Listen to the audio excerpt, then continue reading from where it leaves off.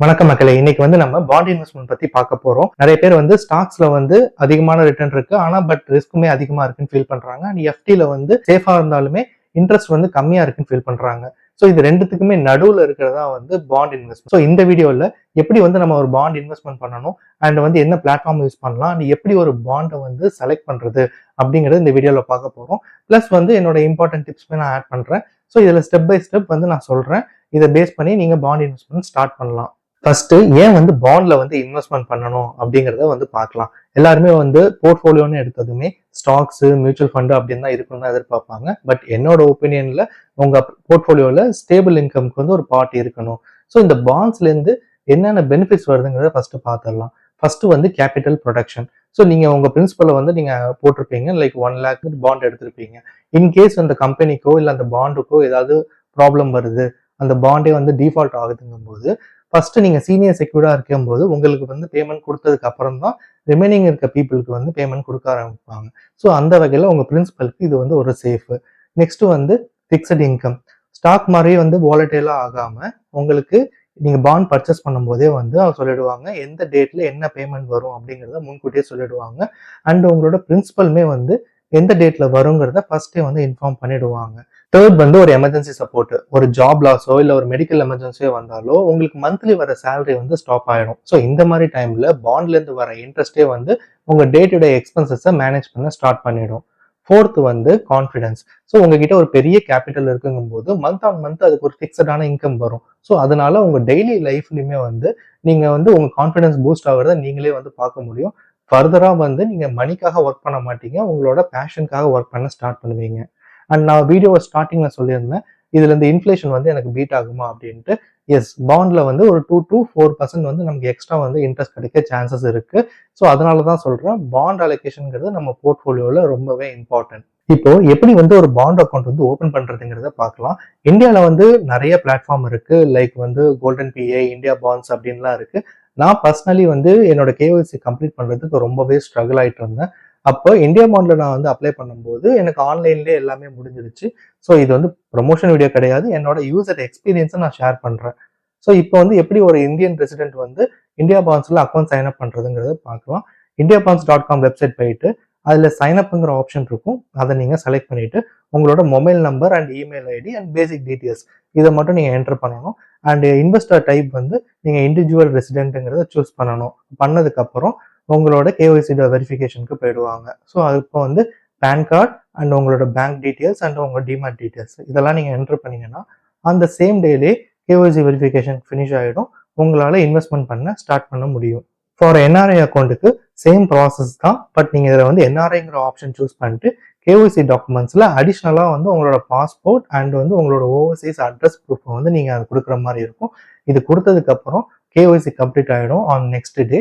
அதுக்கப்புறம் நீங்க இன்வெஸ்ட்மெண்ட் பண்ண ஸ்டார்ட் பண்ணலாம். இப்போ எப்படி ஒரு பாண்டை செலக்ட் பண்றது அப்படிங்கறத பார்க்கலாம். உங்களுக்கு இந்தியா பாண்ட் அக்கௌண்ட் கிரியேட் ஆயிடுச்சு. இப்போ நீங்க லாகின் பண்ணிட்டீங்க. இப்போ அதுல எக்ஸ்ப்ளோர் பாண்ட்ஸ்ன்ற ஆப்ஷன் இருக்கும்.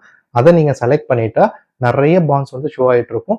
இதுல ஃபர்ஸ்ட் லெவலா நம்ம ஃபில்டர் பேஸ் பண்ணி அந்த பாண்ட்ஸ் எல்லாமே செலக்ட் பண்ணுவோம். ஃபர்ஸ்ட் ஈல்டு 10+ மேல இருக்கணும். ஏன்னா நமக்கு ஒரு நல்ல ரிட்டர்ன்ஸ் பாத்தீங்கன்னா 9 to 11% இருக்கு அப்படின்னா ரொம்பவே நல்ல ரிட்டர்ன்ஸ். ஸோ இதுல next tenure. Tenure short time நம்ம சூஸ் பண்றது ரொம்பவே நல்லது, லைக் 1 to 3. அதுக்கப்புறம் credit rating, AA bond, AAA bond and A bond. So இந்த ஏ பாண்ட்ஸ் எல்லாத்தையுமே நம்ம எடுக்கலாம். இது நல்ல சேஃப் அண்ட் வெரி குட் ரிட்டர்ன்ஸும் தரக்கூடியது. அண்ட் நெகட்டிவ் பாண்ட்ஸா இருக்கு அண்ட் AAA பாண்ட்ஸா இருக்குன்னா கம்ப்ளீட்டா அவாய்ட் பண்ணிடுங்க. ஏன்னா அதுக்கு ரிஸ்க் ரொம்பவே அதிகம்.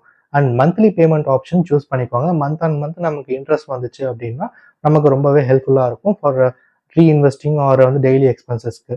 அண்ட் நெக்ஸ்ட் செக்யூர்டு பாண்டுங்கிறத சூஸ் பண்ணோம். நமக்கு ரொம்பவே முக்கியம் நம்ம கேபிட்டல் ப்ரொடக்ஷனா இருக்கிறது. ஸோ அதுக்காக நம்ம செக்யூர்ட் பாண்டா சூஸ் பண்றோம். இதுல சீனியர் செக்யூர்டு அப்படின்னா கம்பெனி அதுக்கு அசட்ஸ் பேக் பண்ணி வச்சிருப்பாங்க. இன்கேஸ் ஆஃப் கம்பெனிக்கு ஏதாவது ப்ராப்ளம் இல்லை பாண்டுக்கு ஏதாவது ப்ராப்ளம் அப்படின்னா அந்த அசட்ஸை செல் பண்ணி நமக்கு ரீஃபண்ட் பண்ணிடுவாங்க. இதே அன்செக்யூர்ட் பாண்ட்னா அந்த பேக்கிங் அசட்ஸ் எதுவுமே இருக்காது, உங்களோட கேபிட்டல் கம்ப்ளீட்டா லாஸ் ஆயிடும். அதனால அன்செக்யூர்ட் பாண்டை சூஸ் பண்ணாதீங்க. இப்போ இந்த ஃபில்டர்ஸ் எல்லாம் சூஸ் பண்ணதுக்கு அப்புறம் நமக்கு ஒரு செலக்டடான பாண்ட்ஸ் எல்லாமே ஷோ ஆயிட்டு இருக்கு. இதுல ஒன்னே நம்ம எக்ஸாம்பிளுக்கு எடுப்போம். முத்தூட் என்கிரிட் பாண்டை எடுப்போம். இதுல என்னென்ன டீடைல்ஸ் என்டர் ஆயிருக்கு அப்படிங்கறத பார்ப்போம். ஸோ இதை ஈல்டு மெச்சூரிட்டி பாத்தீங்கன்னா 11.05% கொடுத்துருக்காங்க. அண்ட் டென்யூர் பாத்தீங்கன்னா 3 இயர்ஸ்க்குள்ளார இருக்கு. ரேட்டிங்குமே வந்து ஏ ரேட்டிங் கொடுத்துருக்காங்க. அண்ட் பேமெண்ட் வந்து மந்த் ஆன் மந்த் நமக்கு இன்ட்ரெஸ்ட்டை பே பண்ணிடுவாங்க. எப்போ வந்து இந்த மெச்சூரிட்டி வந்து எண்ட் ஆகுதுன்னு பார்த்தீங்கன்னா November 20, 2028. அண்ட் வந்து இது சீனியர் செக்யூர்டு பாண்ட். அது இன்கேஸ் ஆஃப் எனி ப்ராப்ளம் வந்து பாண்டுக்கோ இல்லை கம்பெனிக்கோ ஏற்பட்டுச்சு அப்படின்னா நம்மளோட பிரின்சிபலை ஃபர்ஸ்ட் வந்து நமக்கு கொடுத்துருவாங்க. இது பக்கத்தில் குவான்டிட்டிங்கிற செஷன் இருக்கும். அதில் ஒரு நம்பரை ஆட் பண்ணிட்டு நீங்கள் கேஷ் ஃப்ளோ பார்த்தீங்க அப்படின்னா உங்களுக்கு மந்த் ஆன் மந்த் வந்து என்ன அமௌண்ட் வந்து கிரெடிட் ஆகும் அப்படிங்கிறதையும் டீட்டெயில்ஸ் கொடுத்துருப்பாங்க. அண்ட் அட் த எண்ட் வந்து எந்த டேட்ல வந்து உங்களுக்கு உங்களோட பிரின்சிபல் அமௌண்ட்டை ரீபேமெண்ட் பண்ணுவேன் அப்படிங்கிறதையும் மென்ஷன் பண்ணியிருப்பாங்க. ஸோ அது மட்டும் இல்லாமல் நம்ம அந்த இஷ்யூர் டீட்டெயில்ஸும் பார்க்கணும். இந்த நம்ம கொடுக்குற அமௌண்ட்டை வந்து அவங்க எங்கே வந்து லோன் கொடுக்க போகிறாங்க அப்படின்ட்டு. ஸோ இங்கே வந்து கோல்ட் லோன் செக்மெண்ட் தான் அவங்க மெயினாக ஃபோக்கஸ் பண்ணியிருக்காங்க. அண்ட் 93% வந்து கோல்ட் லோனுக்கு தான் அவங்க வந்து அலோகேட் பண்ணியிருக்காங்க. ஸோ அப்படி பார்க்கும்போது இன்கேஸ் ஆஃப் இஷ்யூ வந்து வந்துச்சுன்னா நம்ம கோல்டை செல் பண்ணி நமக்கு நம்ம பிரின்சிபலை கொடுத்துருவாங்க. ஸோ நெக்ஸ்ட் வந்து ஃபினான்ஷியல் பர்ஃபார்மன்ஸ். லாஸ்ட் 3 இயர்ஸாக பார்த்தீங்கன்னா அவங்களோட நெட்வொர்த்தும் ரெவன்யூவும் கன்சிஸ்டண்டாக இன்க்ரீஸ் ஆகிருக்கு. ஸோ இதுலேருந்தே தெரியுது அவங்க அசெட் குவாலிட்டி வந்து எவ்வளோ ஸ்ட்ராங்காக இருக்குது அப்படின்ட்டு. இப்போ எப்படி பர்ச்சேஸ் பண்ணுறதுன்னா நீங்கள் குவான்டிட்டி மென்ஷன் பண்ணிவிட்டு கன்ஃபார்ம் அண்ட் ப்ரொசீட் கொடுத்தீங்கன்னா பேமெண்ட் ஆப்ஷன் போகும். அதில் பேமெண்ட்டை நீங்கள் கம்ப்ளீட் பண்ணிட்டீங்கன்னா அந்த சேம் டே வந்து அந்த பாண்ட் வந்து உங்களோட டிமேட் அக்கௌண்ட்டில் வந்து லிஸ்ட் ஆகிடும். இன்கேஸ் நீங்கள் ஜெரோதா வச்சுருக்கீங்க அப்படின்னா அந்த பாண்ட் வந்து ஒரு சம் ரெட் ட்ரையாங்கிள் சிம்பிள் மாதிரி ஷோ ஆகிட்டு இருக்கும்.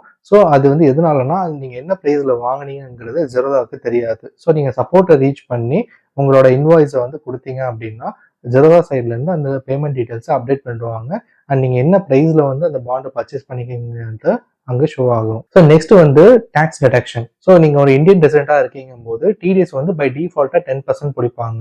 நீங்கள் வந்து உங்கள் டோட்டல் இன்கம் வந்து 4 lakhs கீழே இருக்குது, நீங்கள் நியூ டேக்ஸ் ரெஜிமில் இருக்கீங்க அப்படின்னா ஃபார்ம் 121 ஃபில் பண்ணி நீங்கள் அந்த கம்பெனிக்கு சென்ட் பண்ணீங்கன்னா அந்த 10% டேக்ஸை அவங்க பிடிக்க மாட்டாங்க. நீங்கள் என்ஆர்ஐயா இருந்தீங்கன்னா 20 to 30% டேக்ஸ் பிடிப்பாங்க. நீங்கள் இயர் எண்ட் வந்து டேக்ஸை ஃபைல் பண்ணிட்டு நீங்கள் அதை ரிட்டர்னை நீங்கள் எடுத்துக்க முடியும். ஸோ நெக்ஸ்ட் வந்து இம்பார்ட்டன்ட் டிப்ஸ். இதில் ஃபர்ஸ்ட் வந்து ஈல்டு ட்ராப். நிறைய பேர் வந்து இந்த மிஸ்டேக்கை வந்து பண்ணுறாங்க. என்னன்னா ஒரு பாண்ட் வந்து 15% இன்ட்ரெஸ்ட் கொடுக்குறாங்கன்னா அதை போய் உடனே போய் பர்ச்சேஸ் பண்ணுறது. இது ரொம்பவே டேஞ்சரஸ். ஏன் அப்படி சொல்கிறேன்னா ஒரு நல்ல பாண்ட் வந்து ஒரு 9 to 11% கிட்ட கிடைக்குது அப்படின்னா அந்த பாண்டை நம்ம நம்பி வாங்கலாம். 15%லாம் வந்து கொடுக்குறாங்கும் போது கண்டிப்பாக அதில் ஏதோ ஒரு ரிஸ்க் இருக்குன்றது தான் அர்த்தம். நெக்ஸ்ட் வந்து லேடரிங் ஸ்ட்ராட்டஜி. உங்ககிட்ட ஒரு 3 lakhs இருக்குன்னா எல்லாத்தையும் எடுத்துகிட்டு போய் ஒரே பாண்டில் அண்ட் ஒரே டென்யூரில் வந்து போடாமல் அதை ஸ்ப்ளிட் பண்ணி போடுங்க. 1 இயருக்கு ஒரு பாண்ட் எக்ஸ்பயர் ஆகிற மாதிரியும் 2 இயருக்கு ஒன்று 3 இயருக்கு ஒன்று அப்படின்னு பண்ணுங்க. இந்த மாதிரி பண்ணும்போது உங்களோட லிக்விடிட்டி வந்து நல்லாவே இம்ப்ரூவ் ஆகும். உங்ககிட்ட கேஷ் ஃப்ளோ ரெகுலராக இருந்துகிட்டே இருக்கும். அண்ட் தேர்டாக வந்து இது மெயின் ஸ்ட்ராட்டஜி வந்து சிப் ஸ்ட்ராட்டஜி. சிப் ஸ்ட்ராட்டஜினா என்னன்னா உங்ககிட்ட இருக்க கம்மியான அமௌண்ட்டை வச்சு உங்களால் பாண்டு வந்து பர்ச்சேஸ் பண்ண முடியும். லைக் வந்து 10,000 அண்ட் 1,000 கூட நீங்கள் பர்ச்சேஸ் பண்ண முடியும். சிப் ஸ்ட்ராட்டஜி வந்து ஒன்லி வந்து மியூச்சுவல் ஃபண்டுக்கு மட்டும்தான் எஃபெக்டிவாக இருக்கும்னு நினைக்கிறாங்க. பட் அப்படி கிடையாது, பாண்டுக்குமே அது வந்து ரொம்பவே எஃபெக்டிவ். ஏன்னா லாங் டேர்மில் நீங்கள் பார்க்கும்போது நீங்கள் சிப் மூலியமாக சேர்த்ததை வச்சே ஒரு பெரிய கேபிட்டலில் உங்களால் பில்ட் பண்ண முடியும். இப்போ ஒரு ரியல் கால்குலேஷன் பார்க்கலாம். இப்போ மாதம் வந்து 25,000 இன்வெஸ்ட் பண்ணுறாங்க அப்படின்னா ஃபிக்ஸட் டெபாசிட்டில் ஒரு 7% தான் வந்து இன்ட்ரெஸ்ட் கிடைக்கும். நெக்ஸ்ட் 10 years அவங்க இன்வெஸ்ட்மெண்ட் பண்ணுறாங்க அப்படின்னா 30 lakhs இன்வெஸ்ட்மெண்ட் பண்ணியிருப்பாங்க. அண்ட் அவங்களுக்கு ரிட்டர்ன்ஸாக பார்த்தீங்கன்னா 13 lakhs வந்திருக்கும். ஸோ டோட்டலாக 43 lakhs அவங்க வந்து ஏர்ன் பண்ணியிருப்பாங்க. இதுவே வந்து பாண்ட்ல இன்வெஸ்ட்மெண்ட் பண்ணியிருந்தாங்கன்னா 11% அவங்களுக்கு இன்ட்ரெஸ்ட் கிடைச்சிருக்கும். ஸோ டோட்டலாக வந்து 53 lakhs வந்து அவங்க வந்து ரிட்டர்ன்ஸ் ஜென்ரேட் பண்ணியிருப்பாங்க. பாண்ட்ஸ் வந்து ஸ்டாக்குக்கு அல்டர்னேட்டிவ் கிடையாது. நம்ம வந்து ஃபிக்ஸட் இன்கம் வந்து நம்ம ஜென்ரேட் பண்ணணும். அது இன்ஃப்ளேஷனை விட பீட் பண்ணி நமக்கு அதிக ரிட்டர்ன்ஸ் கொடுக்கணும். ஸோ அதுதான் நம்மளோட மெயின் கோல். இந்த வீடியோ வந்து உங்களுக்கு பிடிச்சிருந்தது அப்படின்னா இந்த வீடியோவை லைக் பண்ணுங்க அண்ட் ஷேர் பண்ணுங்க. இந்த வீடியோ கண்டென்ட் எல்லாமே உங்களுக்கு யூஸ்ஃபுல்லாக இருந்துச்சுன்னா இந்த சேனலை சப்ஸ்கிரைப் பண்ணுங்க. அண்ட் தேங்க்ஸ் ஃபார் வாட்சிங்.